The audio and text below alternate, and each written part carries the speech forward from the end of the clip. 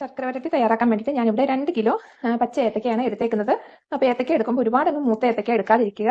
അപ്പോൾ നമുക്കത് കറക്റ്റായിട്ട് മുറുകെ കിട്ടുകയില്ല. അതുപോലെ തന്നെ ഇത് തൊലി പൊളിച്ച് ഇടാൻ വേണ്ടിയിട്ട് ഞാൻ കുറച്ച് വെള്ളത്തിൽ കുറച്ച് തൈര് ഒഴിച്ച് വെച്ചിട്ടുണ്ട്. ഇതിന്റെ കറയൊന്ന് മാറ്റിയെടുക്കാൻ വേണ്ടിയിട്ടാണ്. അപ്പോൾ ഇനി നമുക്ക് ഇതിന്റെ തൊലിയൊക്കെ ഒന്ന് പൊളിച്ചെടുക്കാം. അപ്പോൾ തൊലി പൊളിക്കാനായിട്ട് പാടൊന്നുമില്ല.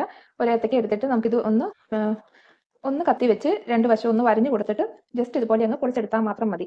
അപ്പോൾ ഇതുപോലെ ഇത് മുഴുവനും നമുക്കൊന്ന് പൊളിച്ചെടുക്കാം. അപ്പോൾ ശർക്കര വരട്ടി ഉണ്ടാക്കുമ്പോൾ കുറച്ച് കാര്യങ്ങൾ നമ്മളൊന്ന് ശ്രദ്ധിച്ചാൽ മതി. നമുക്ക് നല്ല കറക്റ്റായിട്ട് തന്നെ ഇത് വീട്ടിൽ തന്നെ നമുക്ക് വറുത്തെടുക്കാനായിട്ട് പറ്റും. അപ്പോൾ ഇനി ഇത് നമുക്ക് നല്ലപോലെ ഒന്ന് തേച്ച് കഴുകിയെടുക്കാം. അതിൻ്റെ ആ പുറത്തുള്ള കറയൊക്കെ ഒന്ന് പോയി കിട്ടാൻ വേണ്ടിയിട്ട്. ഇപ്പം നമ്മൾ കായെല്ലാം നല്ലപോലെ കഴുകിയെടുത്ത് വെച്ചിട്ടുണ്ട്. അപ്പോൾ ഇനി ഇത് നമുക്കൊന്ന് അരിഞ്ഞെടുക്കാം. അപ്പോൾ അരിയാൻ നേരം നമ്മളിതുപോലെ ഒരു കായ എടുക്കുക. അതിന് നടുക്കൂടി നമ്മളിതുപോലെ ഒന്ന് പൊളന്നു കൊടുക്കണം. അതിനുശേഷം ഒരു 1 ഇഞ്ച് കനത്തിലുള്ള കഷ്ണങ്ങളായിട്ട് വേണം അരിഞ്ഞിടാനായിട്ട്. അപ്പോൾ അരിയുമ്പോൾ ശ്രദ്ധിക്കണം, എപ്പോഴും ഒരേ കനമുള്ള കഷ്ണമായിട്ട് തന്നെ നമ്മൾ അരിഞ്ഞിടാനായിട്ട്.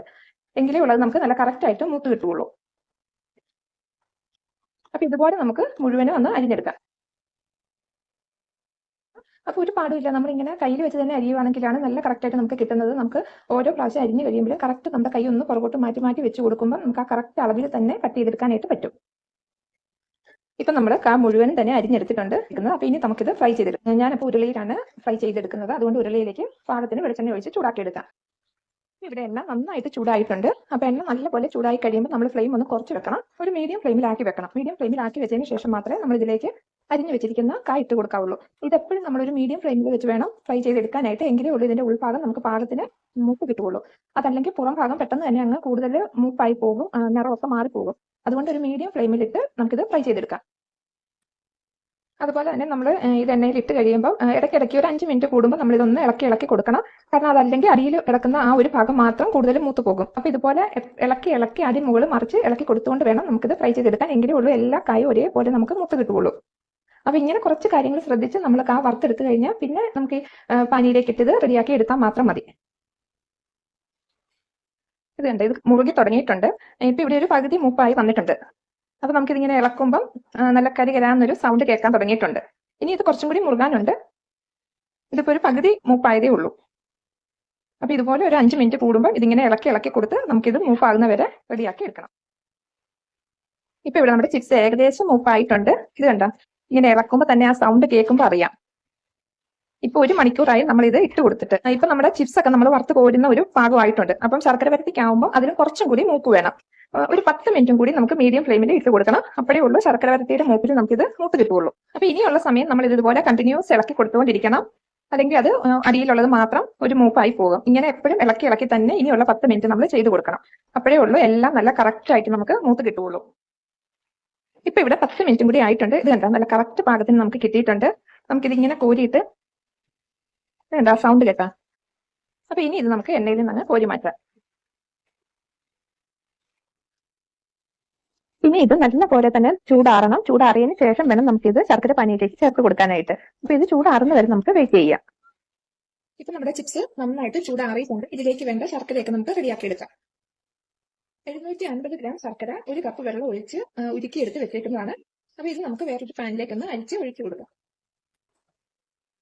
ഇനി ഇത് നമുക്ക് സ്റ്റൗവിലോട്ട് വെച്ച് കുറച്ചും കൂടി ഒന്ന് തിക്കാക്കി നമുക്ക് എടുക്കാം. കുറച്ചും കൂടി ഒന്ന് തിക്കായി വന്നിട്ട് വേണം ഇതിലേക്ക് നമുക്ക് ബാക്കിയൊക്കെ ചേർത്ത് കൊടുക്കാനായിട്ട്. അപ്പൊ ഈ ശർക്കരപ്പാനിയുടെ കണക്കെന്ന് പറയുന്നത് 100 പാവാവണം. അപ്പൊ ആ ഒരു കട്ടി വരുന്നത് വരെ നമുക്ക് ഇതൊന്നിങ്ങനെ ഇളക്കി കൊടുത്ത് പറ്റിച്ചെടുക്കാം. അപ്പൊ ഇവിടെ നമ്മുടെ ശർക്കരപ്പാനി ഏകദേശം റെഡി ആയിക്കൊണ്ടിരിക്കുവാണ്. അപ്പൊ ഇതിലേക്ക് നമുക്ക് ചുക്കും ജീരകവും ഒക്കെ പൊടിച്ചതൊന്ന് ഇട്ട് കൊടുക്കണം. ഞാനിവിടെ 1 ടേബിൾ സ്പൂൺ ജീരകവും 2 ടേബിൾ സ്പൂൺ പഞ്ചസാരയും ചേർത്ത് പൊടിച്ചെടുത്തതിലേക്ക് ഒരു 2 ടേബിൾ സ്പൂൺ ചുക്കുപൊടിയും കൂടിയും ചേർത്ത് ഒന്നും കൂടി അടിച്ചെടുത്തേക്കുന്നതാണ്. അപ്പൊ അത് നമുക്ക് ഇതിലേക്ക് ഇട്ട് കൊടുക്കാം. ഇനി ഇത് നല്ലപോലെ മിക്സ് ആക്കി കൊടുക്കാം. ഇപ്പൊ ഇവിടെ നമ്മുടെ ശർക്കരപ്പാനി 100 പാവായിട്ടുണ്ട്. ഇത് കണ്ടോ, ഈ ഒരു സ്റ്റേജിൽ എത്തുമ്പോഴാണ് നമുക്ക് പാനി കറക്റ്റ് ആയിട്ട് ആയെന്ന് മനസ്സിലാവുന്നത്. ഇനി നമുക്ക് ചിപ്സ് ഇതിലേക്ക് ഇടാം. ഇട്ടതിന് ശേഷം ഇത് നല്ലപോലെ ഇളക്കി കൊടുക്കണം. ആ ശർക്കരയൊക്കെ കംപ്ലീറ്റ് ആയിട്ട് നമ്മുടെ ചിപ്സിൽ പിടിച്ചു വരണം. അപ്പോൾ ആ ഇടയ്ക്കിടയ്ക്ക് ഇതുപോലെ ഇളക്കി കൊടുത്ത് നമുക്കിത് റെഡിയാക്കി എടുക്കണം. അപ്പൊ ഇത് കുറച്ചുകൂടി ഒന്ന് തിക്കായി വരുമ്പോൾ വേണം നമുക്ക് ഇതിലേക്ക് കുറച്ച് അരി വറുത്ത് പൊടിച്ചത് ചേർത്ത് കൊടുക്കണം. അതിന് വേണ്ടിയിട്ട് ഞാനൊരു 1/2 കപ്പ് അരി എടുത്ത് വറുത്ത് പൊടിച്ച് വെച്ചേക്കുന്നതാണ്. അപ്പൊ ഇടയ്ക്കിടയ്ക്ക് നമ്മൾ ഇതിങ്ങനെ ഇളക്കി കൊടുക്കണം. ഇളക്കി കൊടുത്താലേ ഉള്ളൂ അതെല്ലാ ഭാഗത്തും നന്നായിട്ട് കറക്റ്റ് ആയിട്ട് പിടിച്ചു കിട്ടുള്ളൂ.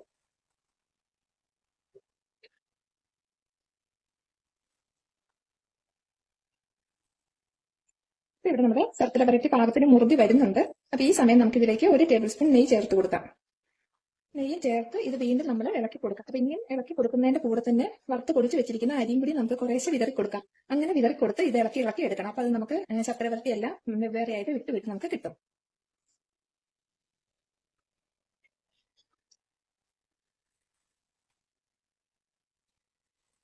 ഇപ്പൊ ഇവിടെ നമ്മുടെ ശർക്കര വരട്ടി റെഡിയായി കഴിഞ്ഞ് ഇത് കണ്ടോ തണുത്ത് വന്നപ്പോൾ ഇത് നല്ലപോലെ ഇളകി നമുക്ക് കിട്ടും. അപ്പം ഒന്നതിനെ ഒട്ടിപ്പിടിച്ച് വല്ല ഇരിക്കണമെങ്കിൽ അതൊന്നും നമ്മൾ ഇതുപോലെ ഇളക്കി കൊടുത്താൽ മതി.